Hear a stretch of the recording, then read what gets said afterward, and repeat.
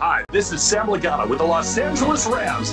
Whose house? You're listening to the Los Angeles Rams UK podcast. Undenied worldwide. The Los Angeles Rams. It doesn't get any better than this. Let's go Rams! Good evening, welcome to another edition of the LA Rams UK podcast, episode 117. That's how you bounce back. I'm John, and joining me this evening is Andy. Andy, how's it going, mate? Yeah, not too bad, mate. Yourself? Not bad. Better week on the field for us, wasn't it? Oh, much better week. I mean, last week was one of those Rams games. We always have one or two of them a year where you kind of like battering your head going, how did we lose that? What did we do? We shot ourselves. But like you said, we bounced back massively this week and kept our streak of spanking the Cardinals alive. Yep, that's indeed, mate, indeed. So obviously, primarily, we're here to talk about the week 14. Yep, 14. Just losing count of what week it is. 14 win over the Cardinals in Arizona. So obviously, just as Andy mentioned, coming off the back of the loss away to Carolina, which was kind of a bit of a gutter for us. Kind of took the sail out to the wind out of sails, so to speak. After quite a number of good few weeks, and a good run by the team as well. But it just showed you how easy it was for us to bounce back, didn't it, Andy? It did, yeah. We seemed to make some adjustments this week during the week and came out at, I think we start calling their stadium now SoFi East, I think. We do, yes. Yeah. And we just, the first, I'd probably say the first 5-10 minutes, we looked a bit ropey and you're kind of like, oh no, here we go. Is it going to be another one of those games again? But we seemed to settle down and then basically we just didn't take our foot off for the rest of the game. We annihilated them. Well, that's it, yeah. Like watching the game, like you said, like obviously with them taking the lead, it was kind of like, oh, is this going to be another one of these games? But as soon as the Rams took the lead, there was just no looking back whatsoever. And we had some great performances, on the ground with the running game between Corum and Williams, and then Nacua balling out for 167 yards, I believe it was. Stafford as well. Another game, no picks, 3 touchdowns, didn't get sacked once. So for him as well, it was a very good performance to bounce back, wasn't it? It certainly was, yeah. It was just a perfect performance all round from him.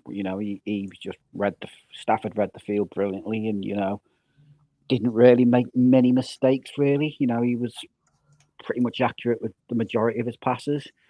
Again, I think the Cardinals came in with a game plan. Red zone was to block out Adams, but that's where, again, other guys stepped up and we got the job done. And the running game was just fantastic. It was finally nice to see one of our running backs break off a big run, because that's like the one thing we've been missing all year. It's always been like dink and dunk, 5, 10, 15 at the most. And for us to finally break off a big one for a touchdown was just fantastic. Yeah. And you've got to give credit to the O-line. They are playing out of the world at the moment, even with, we are dealing with some injuries, obviously with Havenstein now.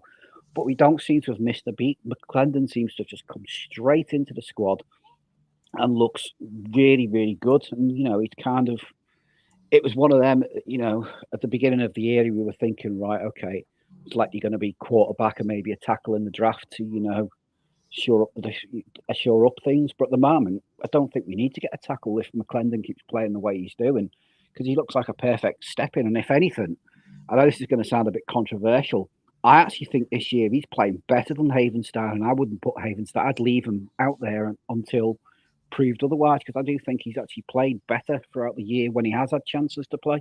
Mm-hmm. Well, I mean, that's it, innit? When you've got guys that are like starting to really step out, especially guys like McClendon, who's in, we drafted him the same year as Nacua and that, because that's right. So this is his 3rd season now with us, and up to now he's not really. When I say factored much, I mean he's not been someone we've kind of written home about, is what I mean. Whereas, like you're saying, Andy, he seems to be, starting to really make a name for himself in that offensive line for us, to the point that, and it's a good problem to have, that you're keeping more experienced veterans out. If they're going to come back, there's that competitiveness on the offensive line, that it's not a case where we've had years like, if we go back to the 2022 season, where it was basically, can anybody play offensive line? Right, you're starting. You know, we've got guys now that are good enough that we've got great options there, basically, and we've developed great options over the last kind of year or so. Yeah, exactly. You know, like I say, our depth is good. Even, you know, we looked at earlier in the year when Avia was out, we had the Didac, his name was, in, and he looked solid enough, you know, to be able to cope with what was going on. So the fact that we've got two guys there who can step in if there are with injuries or potentially to take over long term is good to see. And, you know, McClendon was always one of those guys. He got sort of lost his space because I think it was Mims joined at the college, and basically it was a case of he said, "You either play me or I'm transferring at the end of the year." So he got removed from the first team. But when he played in college, he was a good tackle. It was just unfortunate the situation of another guy coming in who was a 5-star recruit. Basically, they forced him to basically be benched for him to keep the guy. Mm-hmm. So, you know, it's great to see, and like I said, hopefully it continues for him. You know, fingers crossed. And like just as I mentioned there about the we drafted him back in 2023. The other day on it was on X, I'd seen someone actually post the graphic from the draft class from 2023, and it's one of those ones when you actually look back at our 2023 draft class, you've got to change the grading on that up to at least an A now, because you got Steve Avia, Byron Young, Kobe Turner. I know Jury's out in Stetson Bennett, but people think he might be a decent enough backup. You got McClendon now, who we're singing praises. Davis Allen, who's really starting to step up this year for us. Yeah. Nakua, goes without saying. And then you've got Ethan the Leg Evans as well, and it's punter.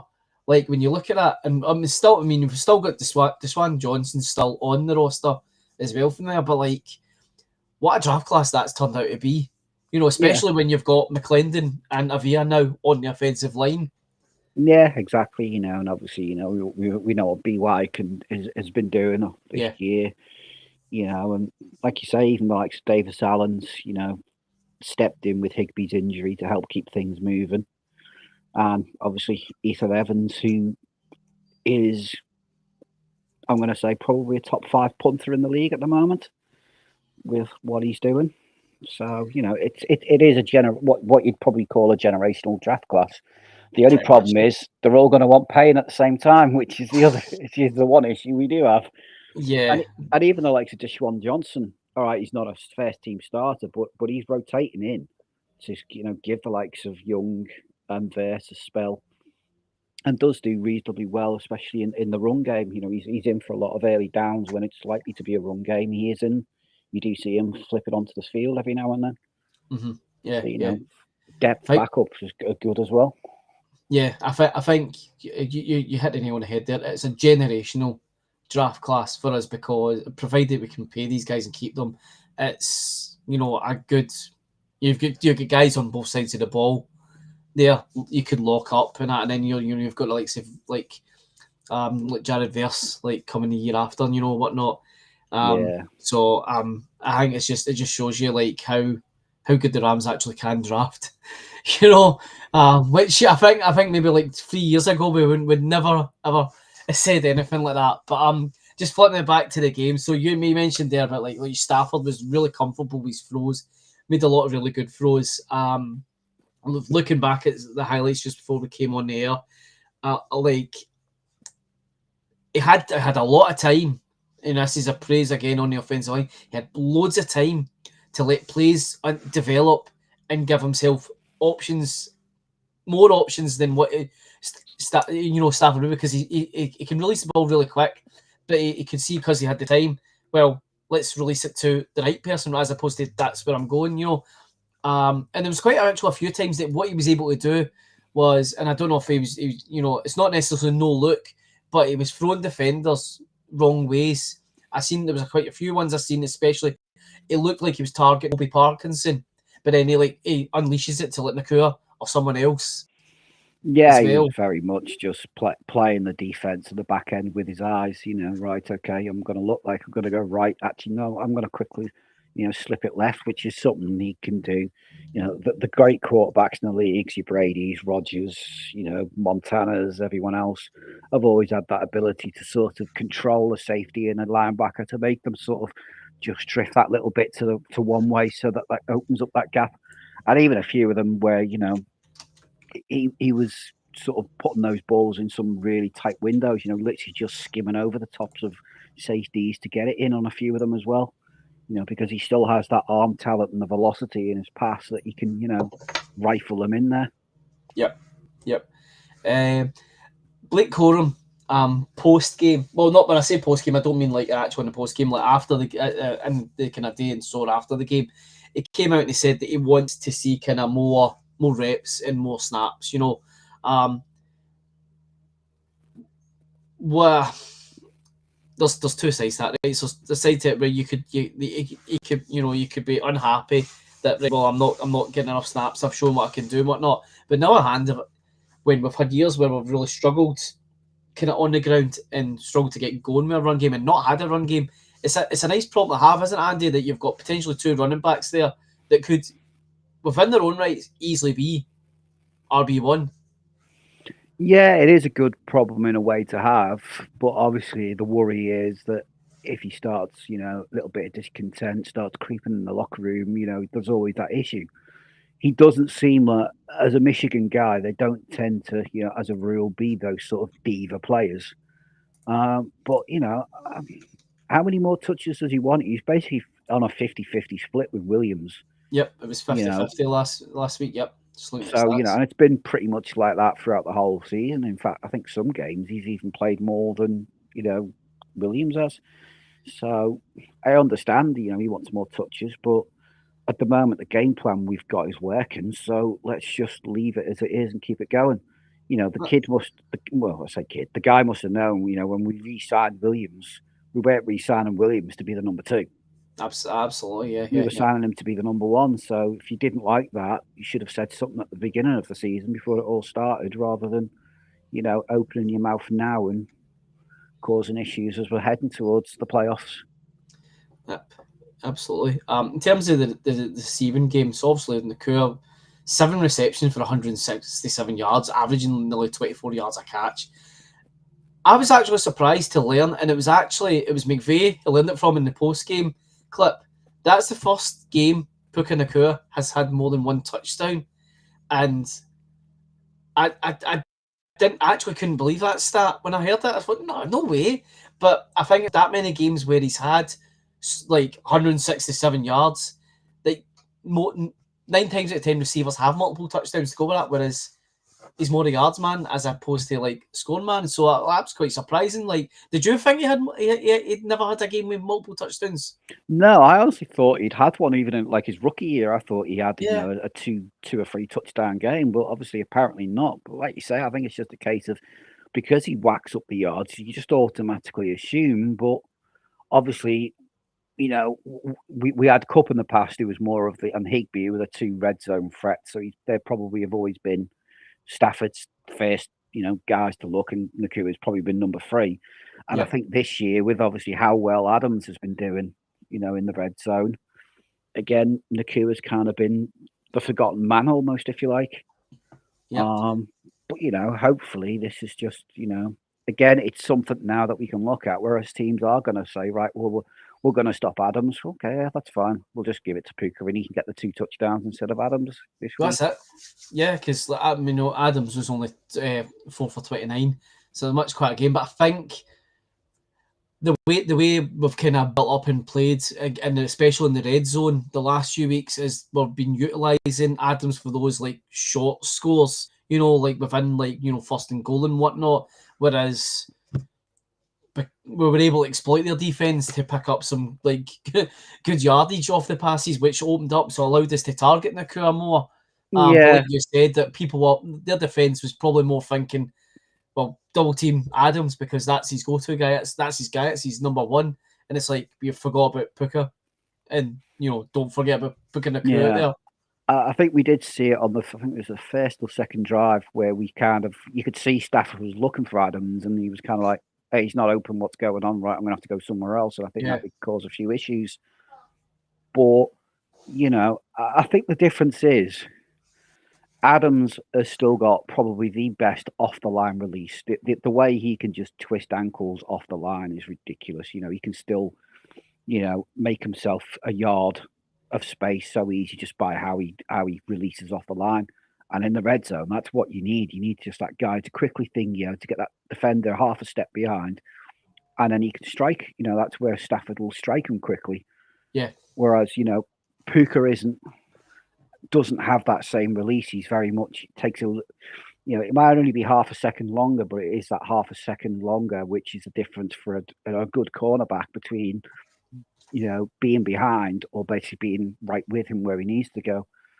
Now, maybe it's obviously something, hopefully, with Adams working with Nakua. Nakua might be learning a bit more of that over the last few weeks of how to, get defenders away just a little bit. But well, yeah. Some of the stuff, again, how many catches is it now that we could probably put on a highlight reel for catch of the year for Puka? It must be about, 4 or 5 throughout the year now, where you're just like, you shouldn't have come down with that. How the hell did you do that? And his touchdown where he mossed the guy was just like poetry. I'm sorry, it really was. For a guy that we drafted in the 5th round, he plays like a first rounder. Yeah, again. And I remember you saying to me at the time the reason he was a 5th rounder is because he was injury prone. Yeah, he was injury prone throughout college, and obviously he's not one of these guys that's got 4.3 speed, which is what everyone wants to look for in a wide receiver.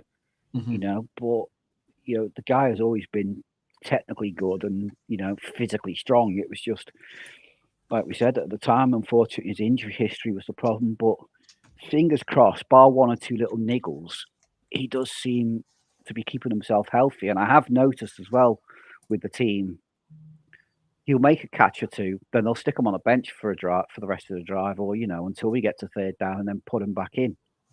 So I think again the team is sort of consciously thinking, yeah, you are a little injury prone. You've had an injury already this year, so we're just gonna kind of snap count you a little bit and limit you on what you're doing until we actually need you to make sure. Again, probably to make sure we keep him healthy towards the playoffs.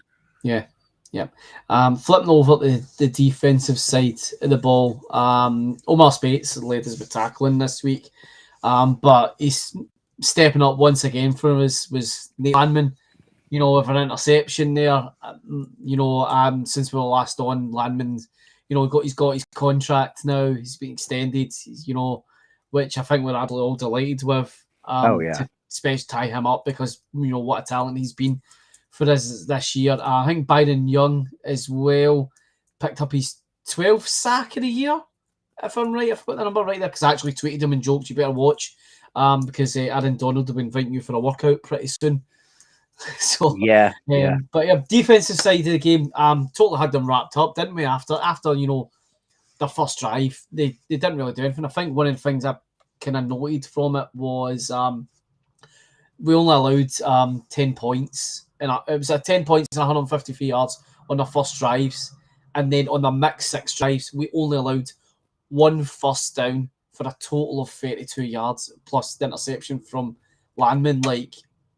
Great defensive performance there, Andy. Oh yeah, without a doubt. It's by the way, for Byron Young, it's 11 sacks. Is that 11? Right. He's on 11th. Yeah, he's currently, I believe, joint 5th for in sacks alongside Daniil Hunter and Josh Sweat. So decent company to be in.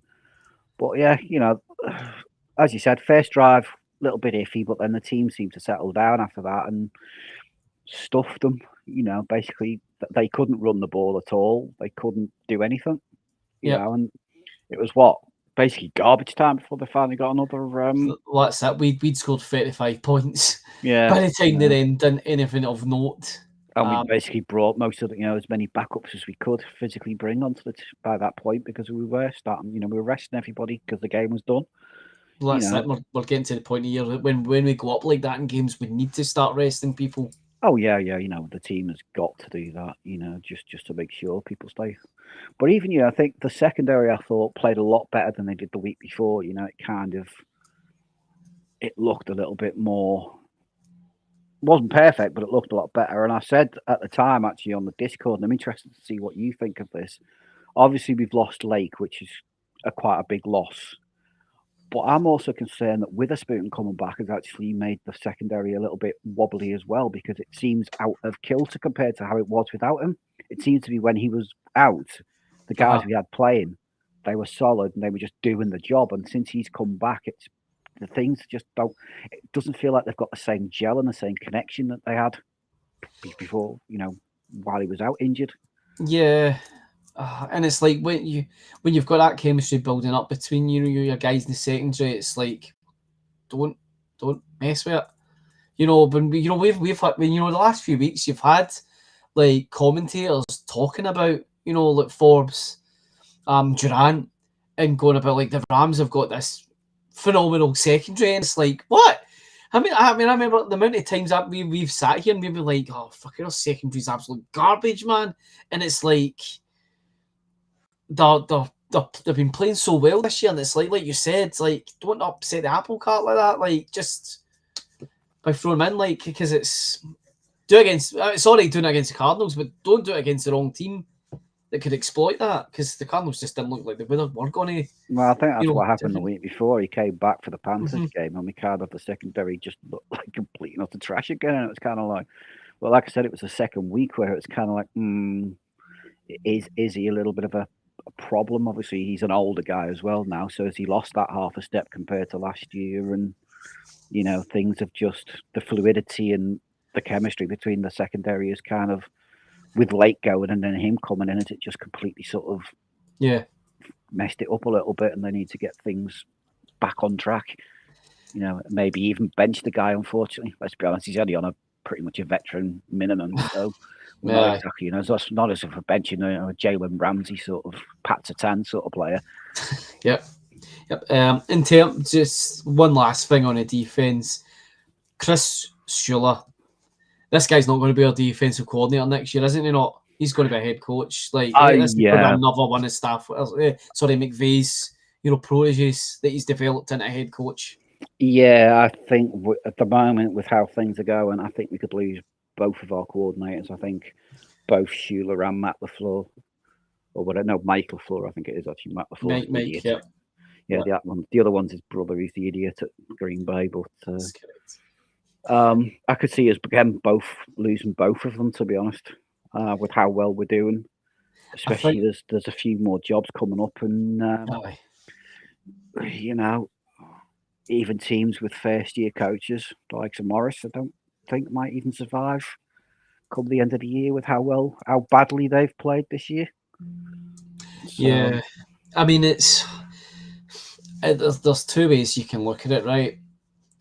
You can look at it from the negative, like we can't and go, we can't keep a hold of our offensive coordinators, our defensive coordinators, or you can look at it the way that we're that good a team, we're that good at developing coaches that everyone is coming to us and wants our coaches as opposed to going elsewhere.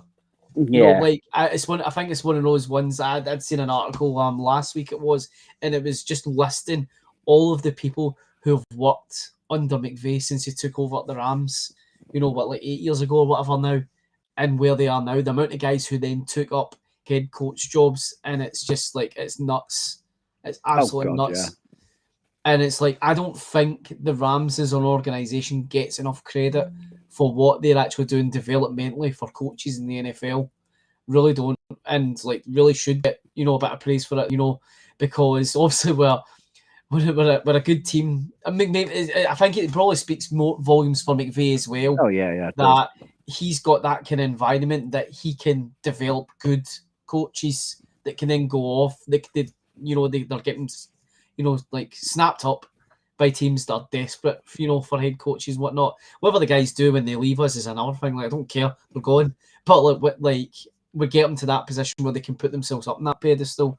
But like I said, I don't think the Rams get enough credit for what they do, because I think it just like these guys. Obviously, we've got a great, environment in the back room there that it doesn't matter. If it's a constant revolving door, we seem to be able to find the next, diamond in the rough. on Yeah, offense or exactly. You defensive. know, Like, we seem to just always right. Okay, well, the head, the defensive coordinator's gone. Okay, well, who's our assistant or our DB back? Right. Okay, up you step. And I can see it probably if Chris Schuler does go, maybe somebody like Audrey Pleasant will step up and will then become the next, defensive coordinator for us because, again, he's well respected across the team. You hear guys across the team talking about him, and even in the preseason, he was head coach for one preseason game, which is something else McVay likes to do to give yeah, these guys a little bit of experience. So, it does feel like we've got the next guy in the wings ready to go. But ideally we don't want to lose them, but unfortunately, like we said, that as you said, that's the thing. Downside of being a successful team is everybody's going to be looking at your guys and going, right, let's take the next one that you've got. well, that's it. Because like, you don't really like. Correct me if I'm wrong, Andy. Right? Because you might know better than me, right? But you don't see people going to the likes of the Eagles. Win the Super Bowl. Like, let's take one of their coordinators as our head coach next year. There's Chiefs site like Spag is still there. Like a couple of years ago when he won this last Super Bowl, like he put in an actual phenomenal performance that year as defensive coordinator, but no one was I think his door. But like I think us with every some of year, them, yeah, I think with some of them like Spags, he's had head coaching jobs he before has. a Yeah, I know few he times. has. He sucked at it, so basically teams are kind of now like, well, you're done. Well, we're not going to bother with you anymore. Plus his age as well doesn't probably help. And you do get, a lot of it. It does happen, And could it be if Morris gets fired, he comes straight back to us again, back as defensive coordinator? Would you take Morris back? Well, he did well for us when he was there, and Schuler is running a pretty similar system. Again, Morris was well liked by the team, by the players and everything else. So, potentially, if we lost Schuler, he could be a potential come in if Pleasant doesn't take the job, or worst case scenario, if Schuler goes, he might take him as his defensive coordinator himself because he's going to need a defensive coordinator. So there's always that risk, and that's the Yeah. other thing. It's often when coaches are gone, it's not just like your offensive coordinator is going. He might Yeah, also he take takes the pass game assistants and all coordinator, that, your yeah. O-line coordinator, Yeah. to make them the head, their assistants. Because in the NFL, you can take a guy if you're promoting him above his current rank in a team. If you want to keep him at the same, then it's basically the teams have got to agree with it. Aye. So that's what happens.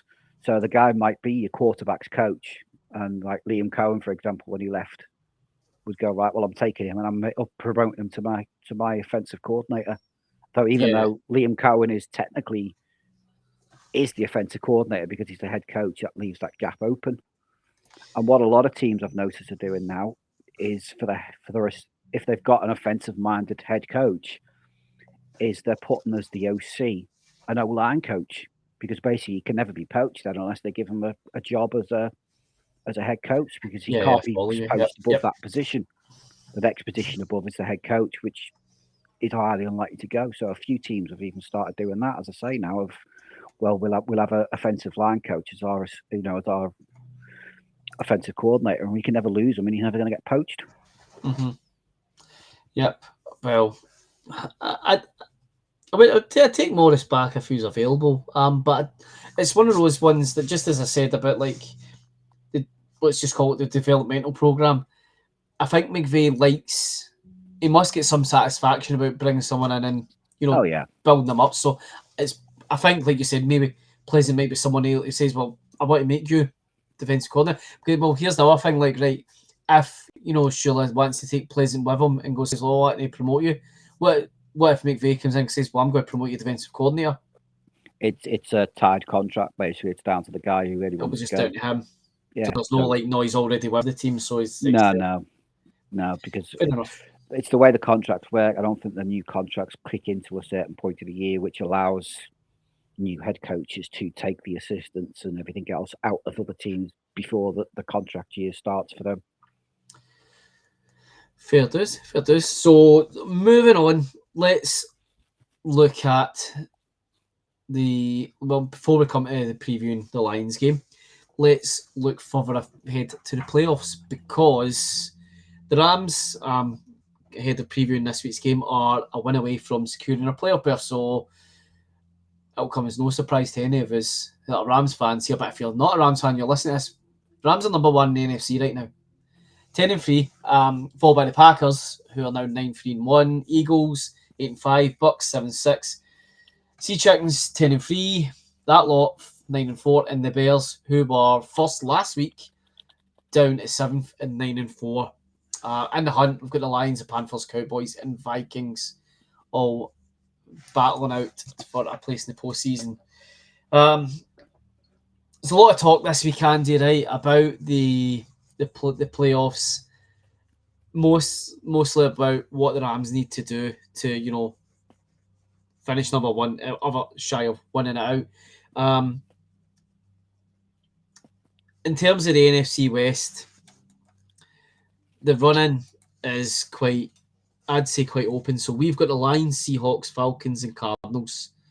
Seahawks have got the Colts, us, Panthers, and them, which might go in our favour. And they've got the Titans, Colts, Bears, and then Seahawks, which, when you look at it, it's not too bad. So in terms of those run-ins, Andy, firstly, do you think we can win 4 out of 4? Yeah, it depends. I don't see why not. We do obviously have a couple of tight games, the Lions coming up, and then the Seahawks. But then, to be honest, at the moment, Falcons, Cardinals don't worry me, to be honest. So, again, I think as we saw in the Seahawks game, sometimes you just need to ride your luck a little bit. Yeah. But there is no reason that we couldn't win all 4 games. But let's be honest, it's the Rams, and we love to make things interesting, and need a Week 18 game. Yeah. But again, if we win the next 3, then basically the Cardinals game's not going to matter anyway. So that gives us a chance maybe to rest our starters ready for the playoffs. Yep, absolutely. So worst case scenario there, you're kind of what I'm taking from it is you reckon worst cases were 12-5. Yeah. Then 2-2 we win. Yeah. Obviously, we'll touch upon it, I guess, but we'll skip ahead. So we've obviously got to go to Seattle, which is never. Seattle in December as well. It's not exactly an easy place to go to for us. And then we've been indoors against the Falcons. It's no brainer for us. And then we've got the Cardinals at home again, a no brainer. So at least we've got two good games to finish with there.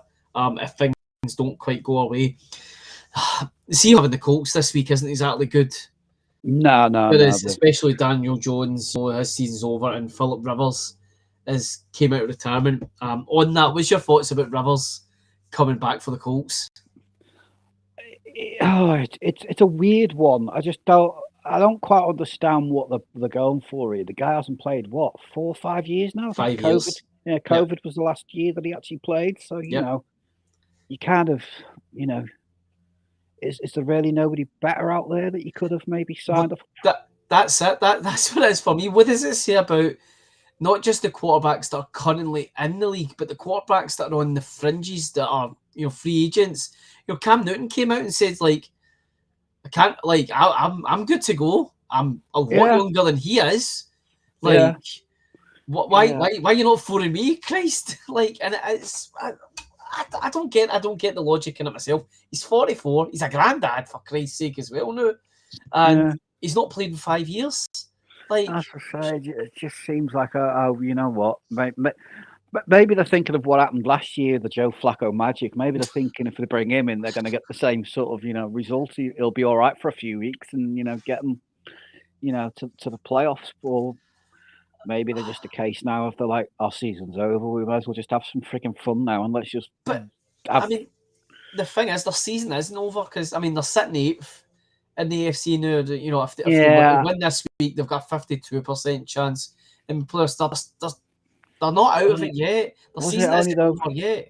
Was it only 2-3 weeks ago though? They were number 1 in the AFC by a mile. Do you know? I remember us sitting here going on about people are going on about this is the team to beat. The Colts are the best team in the NFL, and they're like, no, they're not. They're not. I think in the AFC side of it, it's the Broncos and the Patriots. Right now is the two teams, and you've got the Jags that are on, just on the outside of that as well. I will say the Jags, who people, they were absolute garbage against us. But But, everybody, said they were like, "Nah, they're nothing. They've written off, and they're third in the AFC right now.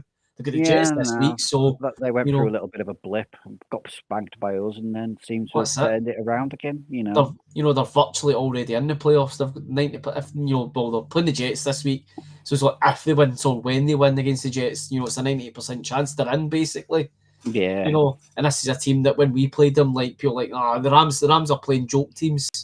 Don't look at the Rams play, no, don't look at their record. Doesn't matter who they're playing because they're playing nobodies, and it's like, well, I don't think so, But so they flipping over right to them. Let's say they've got the Titans this week, then they've got the Colts. yeah. So like potentially 2 wins there for them. I would imagine, unless a miracle happens. yeah, and then then they've got the Bears and then the Seahawks to finish with, and it's that week 18 game is going to be. It could potentially be vital for us. Yeah, that's why I think I prefer for us to sort of need the win week 18 to take the number 1 spot, just to stop the Seahawks from saying, well, we'll rest our starters. Yeah, which then gives unfortunately that lot of chance to win. I'd rather we were in that position, unfortunately, as horrible as it sounds. well, that's to basically make sure that, well, you know what, they need to win week 18 to have even a slim chance. Well, that's it. And we're here yet again, another season where the NFC West looks like they'll make up 3 out of the 7 teams, in the playoffs. Oh, like, yeah. And it's like our division's totally overlooked for this. It's the best division in the league as far as I'm concerned. And it has been for, we might have the occasional blips for teams every now and then, but, over the last, 5, 6 years, we've always had 3 teams pretty much, yep, on average in the playoffs because of how well we play. I think it just doesn't get looked at enough because it's LA and blah blah blah, and nobody wants to really pay attention to us until we basically come out and show everyone what we can do, and that's what we've done this year. Yep. So just looking at just as we were talking through, they're just looking at what, as I said, that you think worst case scenario, we will come at 12-5 at the end of the year. The Seahawks as well, looking at that, right? So going on at 12-5, they beat us. So they've got the Colts, which I think saying that well. Depends actually. Depends how Taylor does on the ground, I guess. That's what I say. It depends if they can stop Taylor and if they can get enough going on the pass rush to get after them. But aye, especially for the Colts as well, they need their defense to step up because aye. The Sauce Gardner trade's beginning to look a bit of a nightmare because they might need a quarterback and they ain't got a first round pick anymore for one. They do not. They tried to be like us and they failed miserably. Yep. So I mean, let's say they beat the Colts. They go start 11-3. Based off of what you were saying there, so they would go 12-3 by beating us. They beating the Panthers. Again, the Panthers are a dangerous team at the moment. They're in a hunt for the playoffs themselves at the moment. They are. And as we saw on any given Sunday, any team can beat anyone. It's not, it's just the way, the league goes at the moment. I'm not entirely too sure what the tie breaks look like in the South, but they've got the same record as the Bucks. Yeah, and the Bucks. Both of them are 7-6, but the Bucks have got they're 80% chance of being into the playoffs, whereas the Panthers this week, even with a win, are only 39. Yeah. So I mean, the divisional tiebreak there must be will be probably heavy in the Bucks' favour there. So I mean, that's potentially a must win, and it's in Carolina as well. So I mean, well, put it this way, can we see the Seahawks losing to Carolina and that lot the last 2 weeks? Potentially, yeah. So we can potentially see it. If they do that, then that puts them on the same record as us, 12-5. We've beat them, they've beat us. Funny enough, we've just talking about Philip Rivers. I literally just saw a post come up. Madden have just added Philip Rivers to the thing. I would have given him a 70 rating, and he's not even played for 5 years. He's actually better rated than some of the starters in the league. It's literally just come up now. It's like, Jesus. Oh dear. But that'll be an interesting game to watch to see how Philip Rivers gets on there. Yeah, just winding up lastly. It doesn't matter what they do. They're not going to beat out the Seahawks or us. No. So they'll be a wild card team. I mean, as the standings go now, we obviously would get a bye. You'd have the Packers and Bears, Eagles versus them, and the Bucks versus the Seahawks. I don't like the Packers being in the playoffs. I'm just set right now. If the Packers are going to be the NFC North representation in the playoffs, we need the number one seed because I hate going to Lambeau in January. Yeah, we don't want to go to Lambeau in January. No, absolutely not. So we need to be number one there. Just at the end of the day, everything at the moment is still in our hands. Our destiny is in our hands. We win out, great. Or if we win the next three, I think we're pretty much and we get a couple of results go our way that we want.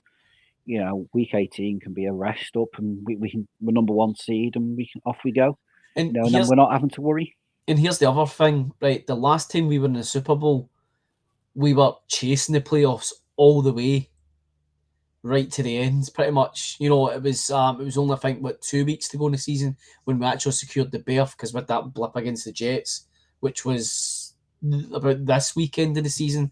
So we still had another 2 weeks to go before we secured it. Let's be honest, when we went to the Super Bowl, we all remember no win November. We couldn't buy a win in November for us. Exactly. So we bought players instead. Yeah. But as you're rightly saying, no, Andy, all this is in our hands, and that's where it's totally different. That's the way to look at it. Is we are in full control of our own destiny. We're not having to rely on what anyone else is doing. No. All we have to do is go out and do our own thing. Go out, do our job, win all of them, and then doesn't matter what the rest of the league does. Well, that's it. And just flipping over, just to have a quick look at the AFC. So the Broncos are number one. The Patriots, Jaguars, Steelers, Chargers, Bills, and Texans round off the current playoff picture for the AFC with the Colts, Ravens, Chiefs. I'm going to say this quietly, so my wife doesn't, who won't be anywhere near the playoffs. And the Dolphins and the Bengals, who are somehow still in it, but they're about to go out this year. Like I said, Broncos and the Patriots are the ones for me to watch out for on that AFC side of things. Broncos. Patriots. I'm not saying we can't beat them, by the way. I'm just saying they're the ones. I think the dark horse for me is the Texans. They seem to have figured stuff out. I know we played them earlier in the year and everything else, but they seem to have figured things out, and their defense just looks. As we saw against the Chiefs, their defense, their pass rush is just unstoppable. So they would be the one team in the AFC. You'd kind of be like, they could have the Bengals run that we faced a few years ago, where everyone ripped them off. Oh, they're not good. They shouldn't even be in the playoffs. Blah blah blah, and they get all the way to the Super Bowl.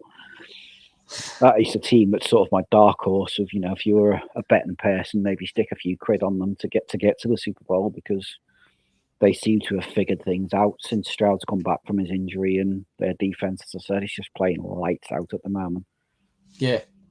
Just on the topic of you mentioned the Bengals, so on our Discord server 2 weeks ago, posed a question based off an article I read of X, and then there was a press conference today which further highlighted the question asked and raises questions of its own. So, a couple of weeks ago, folks, I put in our Discord server asking, hypothetically, Stafford retires at the end of the season.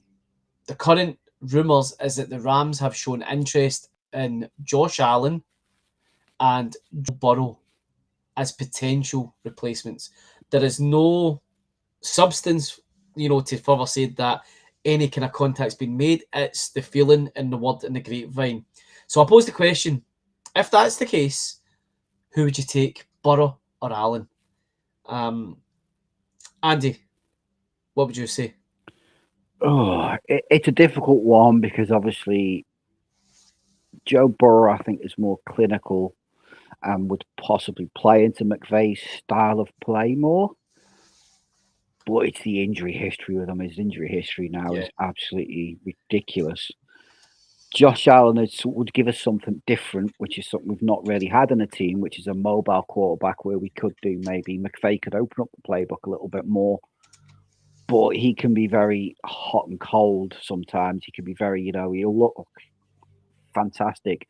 But then again, a bit like Stafford, to be honest, he'll have those games where you're left scratching your head going, you've turned the ball over 3 times, and what the hell have you done? What were you looking at? What were you thinking? I think out of the 2, the more likely one, if we were able to get one, would be Burrow. I think it's more likely Burrow would want to leave Cincinnati than I think Josh Allen would want to leave Buffalo.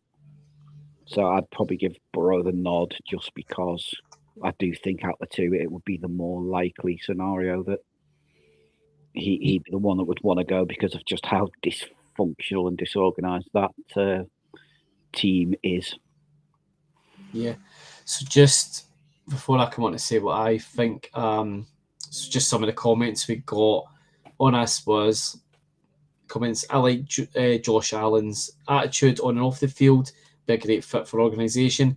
I'd take Josh Allen, but it's 100 times more likely we get Burrow if it becomes reality, and even then it's unlikely. Allen's never had a star receiver, really, apart from maybe Diggs, but he was declining anyway. And Allen still has put up great numbers. Sorry. So, I mean, he could be amazing to see what he can do in a better offensive scheme. And then another one, Burrow's injuries is the only thing that would keep me back from him. If we remember, though, before the Stafford trade, when the rumours started towards the end of before we traded for Stafford, everyone was saying Stafford's washed. Stafford's he's injury prone. He's never going to it's not worth it. When the trade was made, a lot of analysts were saying, "What are the Rams doing? It's ridiculous for trading for an old guy with an injury history like he does, and he's not going to." And look how that turned out. So Yep. So, like some other maybe the fact we've got a better offensive line than Cincinnati would give Joe Burrow the chance to actually stand up and last more than 5 minutes without getting, smacked. It's very similar to Stafford. He had a crap O-line, was getting smacked about everywhere, and looked good, but couldn't stay healthy. Yeah. Come to us, good offensive line. He's wheeling and dealing. I feel like Burrow would be a very similar player that. He got behind a good offensive line who could give him the time. He's not taking 10 hits a game. Maybe his injury history would sort of calm down a little bit, and he'd be able to last a season without injuries. Yeah, like on Burrow, like a few other comments. I was just scrolling down here was like saying like that he is people saying about injury prone. And Will Stalin might be the better athlete. Burrow seems more of a better fit for us. And perhaps the circumstances of playing behind a paper line offensive line is what's been his downfall. For me personally, I think I actually remember saying a couple of years ago that Burrow was one of the guys that I could see. This is back when I actually thought Trevor Lawrence was a decent quarterback until I saw him at Wembley this year. Burrow and Lawrence was 2 guys I recall saying that I could see them being the type of quarterback that we'd go for and potentially could be good. With Burrow, like you said about the injuries and the perception of him, it's giving me deja vu vibes to when we brought Stafford on board. And then, if you've not seen it, folks, Burrow basically sat in a press conference, I think it was yesterday now, where he basically said he's not enjoying his football. And he's now questioning why he's even doing it. And people are going more along the lines of, retirement. He is planting seeds to demand a trade in January. I guarantee it. I guarantee that's where he's going with this. He's looking for a way out of Cincinnati because he's had enough. And at the end of the day, just like with Stafford when he left Detroit, the guy's looking after his career. He's obviously feeling like, well, I've been to the Super Bowl with him. We fell apart. We're not rebuilding. I can't go on staring at the sky for 60 minutes. And he's obviously wanted to start to plant the seeds to look at something new. And there's always the talk about Stafford retiring at the end of every year. we're getting, but as each year passes, we're getting to the point where he could. Davante Adams is actually he said in a press conference interview yesterday as well that when Stafford goes, he's retiring. He's only staying at the Rams as long as Stafford's going to be here, so he'll be away as well. But for me, it just feels as if like we're back to January, 2020. It's 2021 again here, where there's always the conversation about who the next Rams quarterback is going to be, but you've got a guy who the Rams have shown interest, they've expressed there's interest there in him. He's a quarterback who has expressed interest they would like to play for the Rams, and it just can't be a coincidence for me. And Stafford took a hit. I'm looking at Stafford's injury report through his career, and there's a common misconception that Stafford was always injured, and it's actually not the case. Between 2011 and 2016, he didn't miss a single game. He didn't have a single injury. And then 2016 to 2019, he didn't have an injury until he had a tailbone fracture that took him out for the season. So Stafford actually isn't as injury prone as people make out to be. And like you're saying, Andy, with Burrow, the injuries are coming a lot because defenses are getting to him enough to hurt him. I do wonder though if he is considering doing an Andrew Luck and just retiring before the injuries stack up too much. Which is, I know you said he's maybe making that noise to get out, but I am beginning to wonder is he sort of having that Andrew Luck feeling where basically I don't want to do this anymore. I'm sick of it. I'm injuring myself. If I'm not careful, in another 5 years' time, I could potentially be, crippled. Which is why Andrew Luck basically went, "Do you know what? I'm not enjoying it. I'm not doing this anymore. I don't want to, I want to grow up and spend time with my kids. I don't want to be a complete mess." I wonder if maybe that is sort of in Burrow's mind as well. That maybe he's thinking the same thing because of his injury history and how he's feeling. That, like he said, he's not enjoying it. Maybe he's thinking, "I'm made for life. Why bother putting myself through and potentially, in 10 years' time, I'm basically doped up on painkillers and can barely move anywhere." And you're right, Andy. Yeah, it could be that it's an Andrew Luck scenario. It could be, but say it is. But if the Rams come and say that, but we'll take you. Yeah. Right. Okay. Go play for a team that just won a ring with. This would be the year to do it because we have got the draft capital to do it as well, especially now. That's exactly what I thought, and someone put a mock up of Burrow in a Rams jersey, and I just retweeted it like, interesting, and I thought, well, we've got that Falcons pick. So what do you think it would take? So, say he demands the trade. What do you think we'd have to give up for Burrow? Probably both first rounders, and maybe a second rounder next year, and possibly a third rounder this year. Something like that, I think, would be that sort of ballpark of what you'd be looking at. I don't think.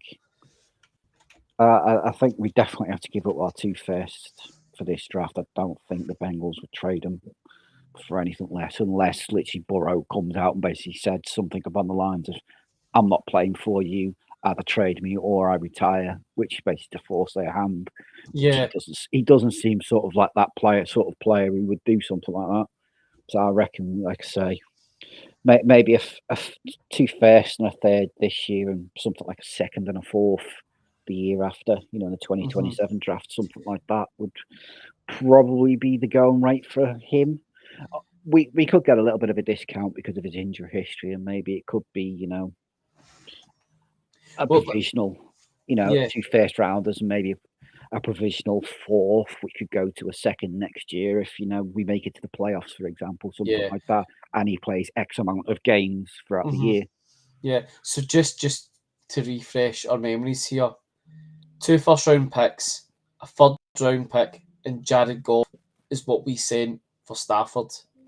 So what? Jared Goff would be the equivalent of maybe a next year's second round sort of pick. year after. But that was So more just to dump the contract as well, though, wasn't it? Well, there's that. Yeah. So yeah, of course, there was that. We wanted to dump the contracts. We stupidly paid them. So we had to pay extra for them. It's quite funny in itself because history is repeating itself in Detroit now. But we'll get to that. So that's what we gave up for Stafford. So you reckon, like, in the grand scheme of things now, that Goff would be more the equivalent of a second round pick.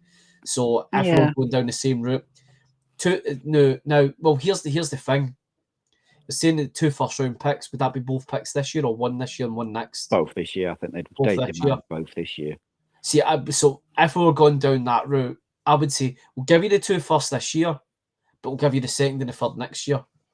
Yeah, potentially. That's what I say. It could be that it would be because of his injury history. We might be able to niggle a little bit of a thing. Yeah, it would be like the 2 first rounders this year, then maybe 2027.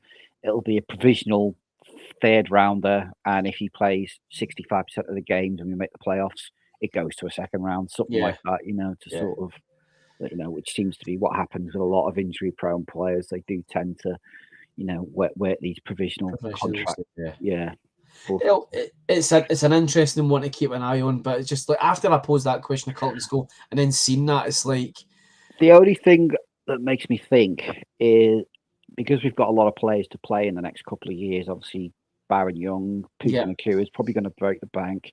We've got Versk, Fisk, and a few others. We're going to be able to afford everybody. Oh, yeah, that's what I'm saying. Are the team kind of looking a bit more long term now and thinking, no, let's just trade up and draft someone. QB and let's see what we can do. Maybe not even in this year's draft. It might be if Stafford comes back for this year, it might be a case of, all right, we've got 2027 with Stafford, 2028 drafts when we're going to sort of have to look at getting somebody when maybe the likes of your Arch Mannings and that are all going to more than likely come out in the draft.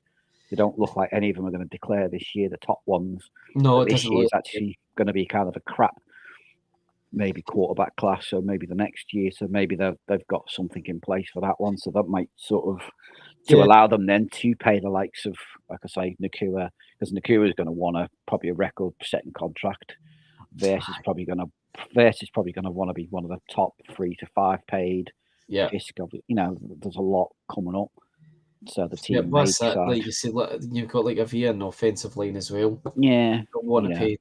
So it's one of those ones like the window we've got now with the talent we've got on this roster.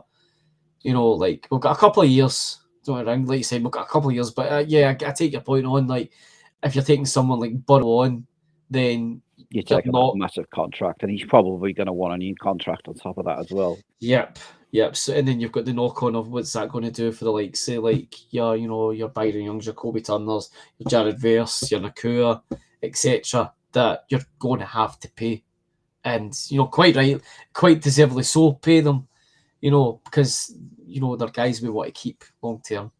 Yeah, so it's interesting. It'll be interesting to see what way McVay wants to go, because obviously, ultimately, it's going to be his choice. Does he just want to say, "I don't want to develop. I just want to get somebody, a veteran, in, tried and tested. I've done the rookie thing, and I don't want, I don't like it. I like just to have somebody who I can just plug in and play day one."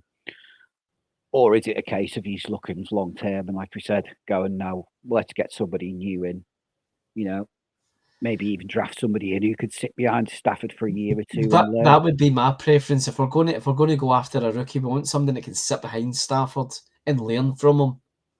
Use Stafford to develop his replacement. Maybe not even a first round pick, maybe a second rounder. Get somebody like that in who can sort of sit behind Stafford for a year or two. Go for that sort of the Jordan Love type of thing where you're sitting behind a veteran for a year or two just to. Even let's be honest, even Mahomes sat behind Alex Smith for a year before he started. But it used to be the norm. That's it. Yeah. You see what you're looking at. I can't think of a quarterback off the top of my head that was drafted and was a success overnight. Like, do you know what I mean? Like, just started straight away and then was took off. All of the greats that we've had over the years, especially in the modern era, sat behind the guy that we're replacing. Yeah, Rodgers sitting behind Favre, Love sitting behind Rodgers. You know, unfortunately these days it's a case of, well, you're a first round pick, we expect instant, instant results, and players who don't get that instant result are lined up as a bust.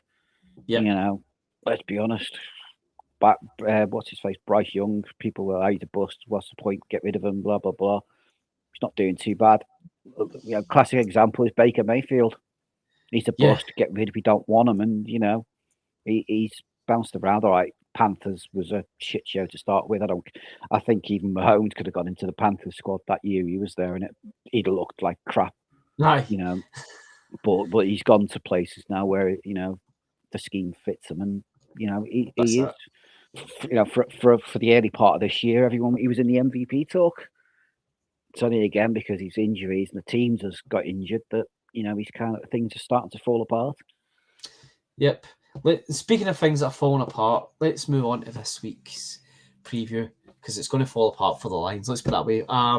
I, for a laugh, decided to put on my Jared Goff jersey tonight just for nostalgic purposes, but also for a laugh, because obviously we're going up against our former quarterback, who, as I kind of alluded to, the bubble has appeared to burst in Detroit finally, as Lions fans who thought Goff was the Messiah for them is now starting to realise, actually, starting to see what the Rams didn't like in him towards the end of his time there.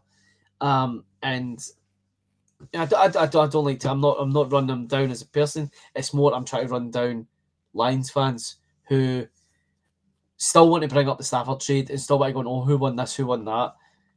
It's dead in the water, guys. Just stop it, right? Especially when we get ring number 2 with Stafford at the end of the season. But the Lions are now, I would say, declining from this era where they claim to have had success, and I use quotation marks for anyone who's not watching this on YouTube.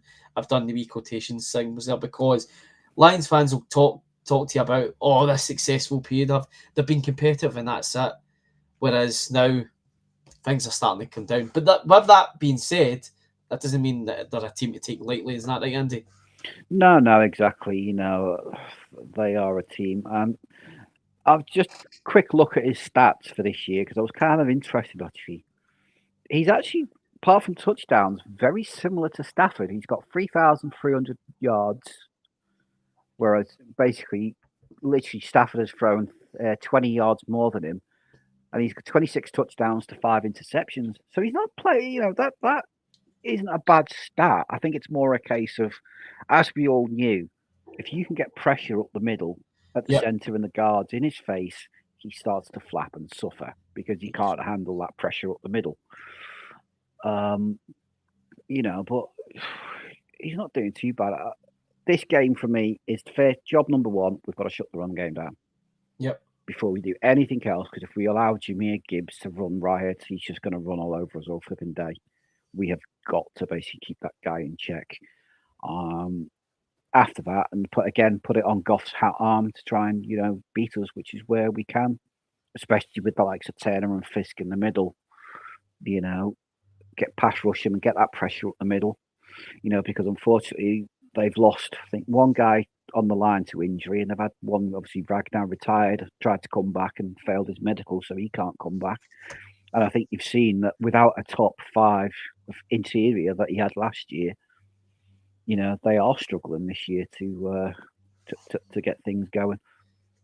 That's the point I'm trying to make, is that in years gone by they've portrayed themselves to be this giant killing team that's going to win it all. Like, the wheels are starting to kind of slowly come off because, like, we're talking about, you talk about every team's got a window of what they're able to accomplish and achieve before, they need to start paying people, they need to start rebuilding or whatever or not. And I think what I'm basically saying is the Lions are come towards the end of that window where all these guys that they use, the draft capital and all that from Stafford being traded to build, they built a competitive team, like I said. I'm not denying that, because they've went from being a team that's not really been able to do much and frankly a bit of a joke team in the NFC to a team that's it's been consistent in the playoffs the last few years. That's the level what their success is, a playoff team, and that's it. Do you know what I think the biggest problem for the Lions is, though? So, They lost Ben Johnson. he He went to Chicago. Look at how Chicago have been playing this year. Chicago, well, they've been a bit of a surprise, because they've Yeah. been quite a joke team as well, and you know, they've turned it around, and like, Yeah, Caleb as the Williams isn't seasons doing go too on, bad for them now. you know, he seems to have slowly his style's beginning to implement into that team. So I think, as much as we say, you know, about our coordinators, I think them losing Ben Johnson was probably the biggest blow. On top of the offensive line issues and the retirements, it's kind of really just stuck it to them Yeah, that, you know, they're not the same creative team that they were under Ben Johnson. You know, that they've had to go back to basics a little bit, and it has exposed the flaws with the likes of, you know, Goff and what have you. But it's going to be an interesting game. It's going to be a hard fought game, and just hope and pray we can, you know, come out on top at the end and walk out with a W. well, just you've already hit the nail on the head of how we did it, Andy. So get the pressure on Goff. We've got the guys to get the pressure on them. We've got the guys that can explode out, and you know, from that defensive line, you know, that can get to him. We get the pressure into him. It'll be Sam Darnold again. You'll be seeing ghosts. Mm-hmm. You know, so it's. I think, as you said, it's containing the run game. Is what potentially will allow us to win. You know, when I say I win the game, I mean like stop them from winning the game is what I mean. We contain them on the ground; they'll do nothing in the air. Is what I'm getting at. We've seen what we can do on offense all year round.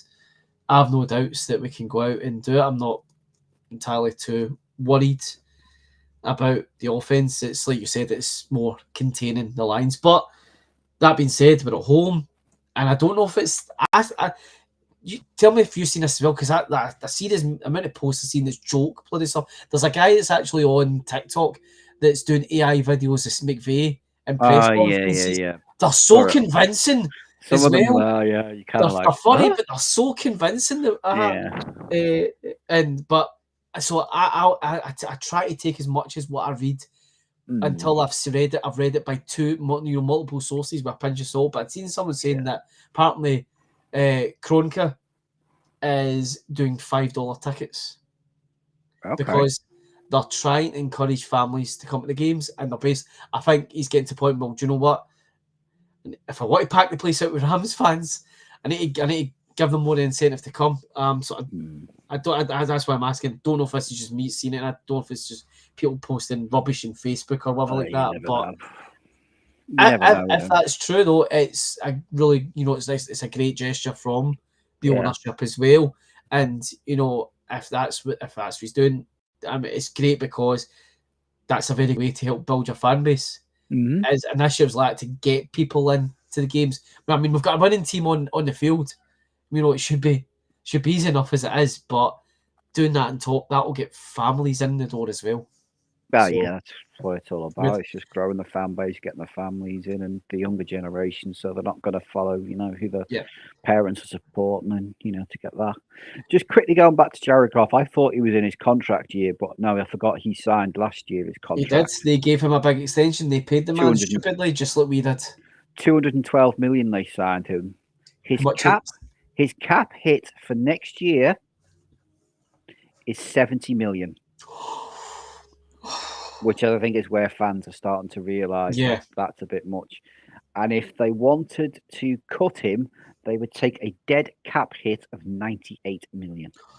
Jeez. Oh, Christ. That's... I think see if I'd already asked you the score prediction. That would have been a perfect place to just leave. Let's just leave it there, folks. Could have lost. We could be the Detroit Lions. Score prediction in for Sunday, Andy. 21-24 to us.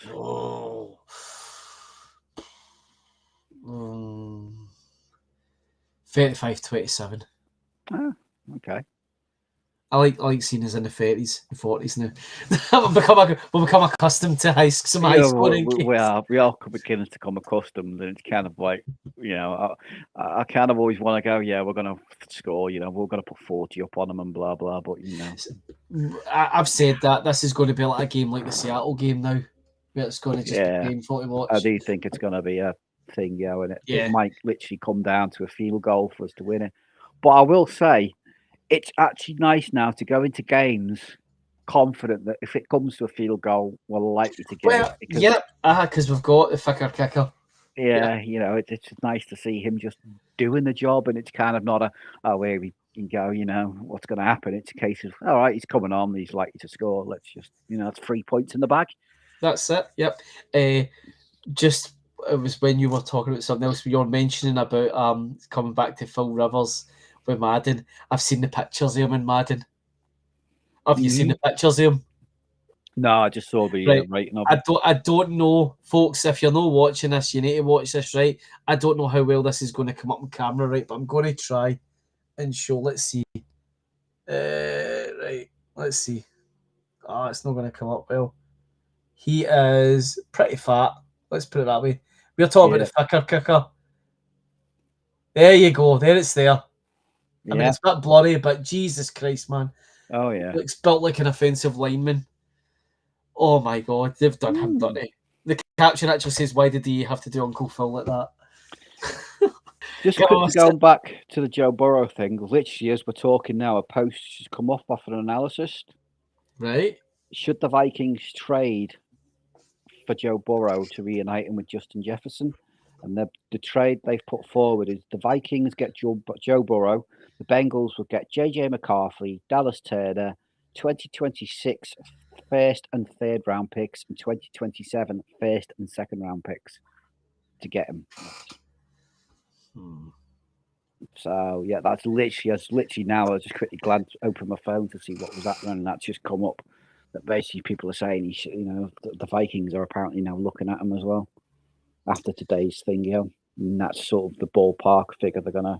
That's what I'm saying. That I think he's planting seeds. Yeah, planting seeds to see. I think it's from his perspective. It's more maybe like you said. He has contemplating retirement, but he's like, well, before I go, I'm done. Let's see who actually would want me to see if actually I don't want to pass up that opportunity. Would he go to Minnesota or would he go to LA? Again, Kevin O'Connell, isn't he? He's look what he did with Sam Darnold last year up until I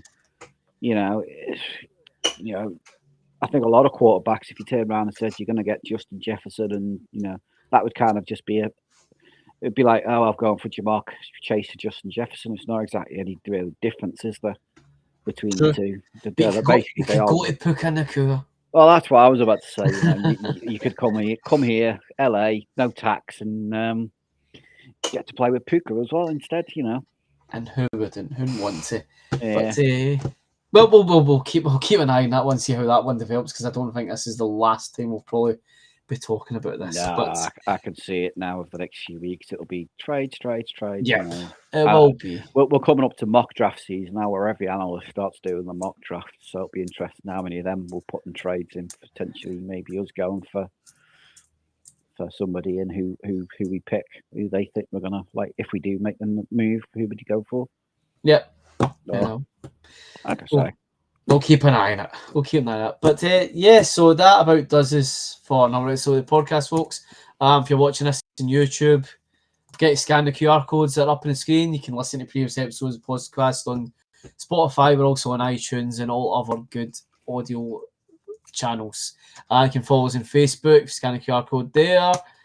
Also on Instagram, X, or I prefer to call it Twitter, but the one we like to promote the most is our Discord server, where we talk all things Rams, chats, game day live, even talk about betting now. Not that I can go down gambling myself, but a lot of guys in the community like to talk about what kind of bets they've got in a week. So a lot of good chat happens there. And we post a lot of stuff on the community. It's where we're most active, folks. So most game days, the game day chats are normally going absolutely nuts. Their times, it's quite does get a little bit annoying when somebody's 30 seconds ahead of you and they're going on your line like, I'm still on an advert. What you on about? You know, a few weeks ago, a few of the guys did try to see if they could sync watching the game along together. And you know, that was the consensus. Is like, we'd all have to be watching the exact same feed, and even then, we're not guaranteed that our No. versions of that feed are running at the exact no. same time. It's funny you should say that because for this game, I had it on my PC because I was streaming it, but I could also stream it on my phone. And I went into the kitchen to make a cuppa, so I thought, like, don't want to miss anything. I'm just going to flip the phone on. And when I came back, my phone was 20 seconds further ahead than the PC was. And I'm like, it's the same stream in the same house on the same thing. But no, even that was like a completely different alter. So I'm kind of like, I don't think everyone's ever going to sync up fully. No, we'll just have to all get together at some point and just watch it, you know, as people used to do, I guess. Yeah, the old-fashioned way. The old-fashioned way. But anyways, folks, Andy, absolute pleasure, mate. Speak to you as always. Likewise, mate. And yep. Hopefully we'll be back with a W next week. Hopefully. No, we will, because that's all the Rams seem to want to do this day is win. Folks, thank you very much for listening and tuning into us. Take care, and we will see you all again next week.